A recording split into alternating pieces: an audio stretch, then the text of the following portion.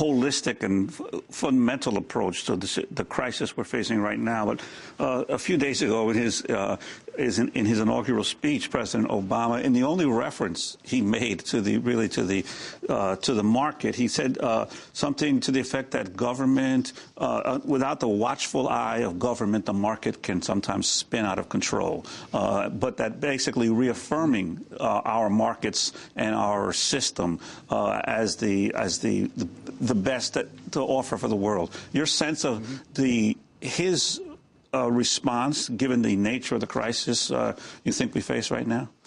Well, it's always hard to tell exactly what that translates into, but I think the bottom line of what he's saying is that for a market to function efficiently in the service of society, it has to operate within a framework of rules.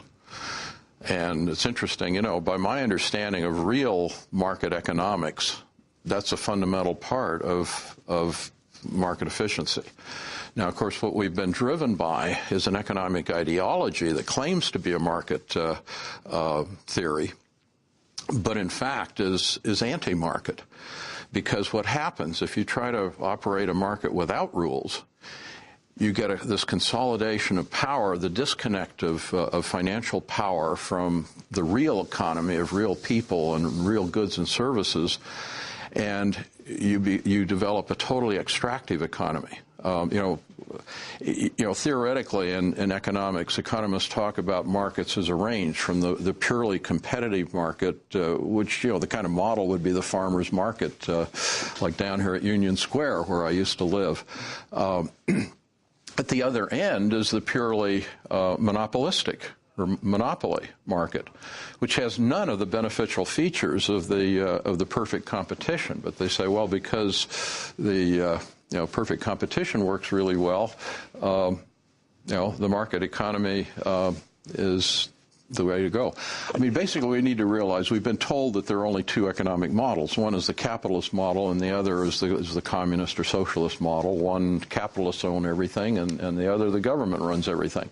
The real alternative is, in fact, a real market economy that looks a whole lot more like what Adam Smith had in mind, which looks more like a farmer's market. And I think, we talk about Wall Street and Main Street, and really the solution is to rebuild a new economy based on Main Street, which means local businesses and people who are rooted in their community and working within a framework of community values and a set of public rules that enforce basic conditions of market efficiency. Isn't part of the problem, as I hear you talk about even in the classical style of capitalism, we've seen a huge turn away. For instance, so much of our financial system now is in derivatives and credit default swaps, and all of these unregulated and almost unknown aspects of the financial system. And then the rise in recent years of all of these private equity firms, at least in the classic corporation, there are shareholders and their boards of directors, and you have filings with the SEC, and you have some sort of transparency. But now with these private equity firms dominating so much of the investment, and with all of these off-the-books financial systems, you really have a system that no one even knows how deep the problem is. That's absolutely right. And the values have morphed further and further away from any kind of connection to or commitment to a larger public interest. And, of course, underlying this is also this immoral philosophy that says if we each simply pursue our individual financial benefit, that this maximizes the benefit for the society. Now, that is about as corrupt a theory as one could imagine. We are seeing the consequences of it. And one of the things we have to break out of is to recognize that it's pragmatically flawed, it is morally flawed, that there is a community interest, and it beholds every one of us in every aspect of our life to recognize not only our personal interest, but also the collective interest, which means we've got to create a totally different economy around different institutions and different values. Now, as people listen to you, David Korten, they might be saying, this is really pie in the sky. But it sounds like you're redefining it as apple pie in the sky, right, as patriotic. It is patriotic. It's democratic. You're saying that Wall Street can't be fixed. How do we replace it? lay out how the environment fits into this and exactly what you mean when you say, you know, families should be able to do things more together. How do people survive? Why is Main Street more real than Wall Street? Well, because Wall Street is totally in the business of creating phantom wealth.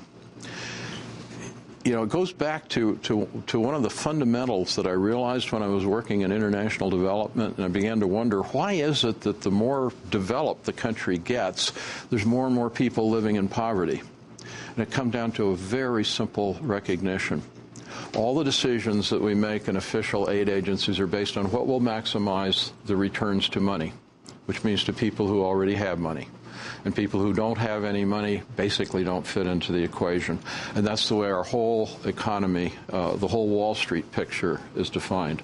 So part of the shift is recognizing again that the whole concept of economic growth is flawed in terms of how we measure it. Because in fact, what economic growth really measures is the cost of producing whatever level of human well-being, health and well-being we have achieved. So in an economy that works, we would start assessing economic performance against indicators of the health of our children, of our families, of our communities, the health of our natural systems. And we would look at GDP as a measure of the cost of that attainment, so we would be trying to minimize GDP rather than maximize it as we organize economies that are really about they're about building community. They are about providing people with meaningful jobs that give us a sense of personal meaning in our lives. Give us an example. Well, I mean, one of the interesting examples is the data that shows that people who shop in a farmer's market have 10 times the number of conversations of people who shop in a supermarket. And, you know, I know that from when I lived here in New York on Union Square, and I did most of my grocery shopping at the farmer's market. And yeah, you meet people and you talk and you meet your neighbors and you get acquainted with a farmer that grows your produce and so forth. And this is all about building relationships. And we have so monetized the economy, and a part of that process is monetizing relationships, and it diminishes our very humanity. I'd like to ask you to put this more in the perspective of our global economy. Clearly, one of the great economic trends of the past 50 years is that the industrial heartland of America has moved from the Midwest to China, to India, to the developing world, and much of the production of the West is now in countries where the labor standards under which that production is made is far inferior to where it was made when it was here in Western Europe or the United States. It seems to me at this point an almost irreversible trend. How will that affect the future of American society in 20, 30, 40, 50 years? Well, in some ways, it is a very reversible trend, because we have been supporting that purely by living off of consumer credit extended by the rest of the world.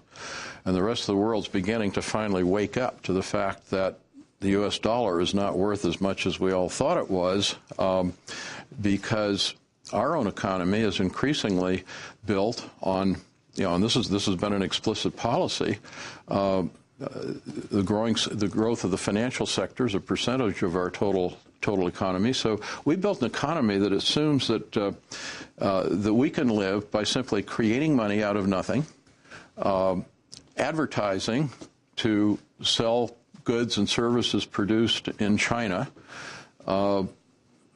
security services to maintain order in the face of breakdown, health services to make up for the fact that we're eating crummy, non-nutritious food and ingesting all sorts of toxins from the environment, and toxic waste cleanup. Now, this is not the foundation for much of an economy.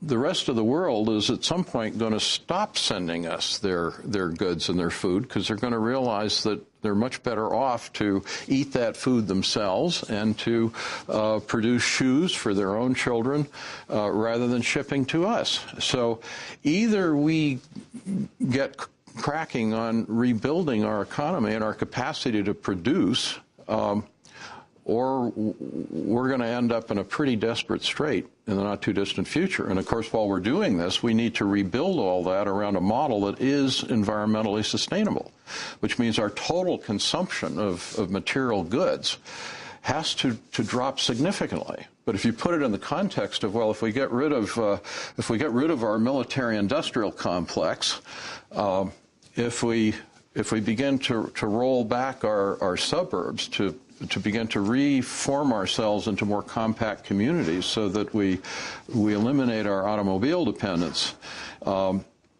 if we start putting more of our energy into education and into primary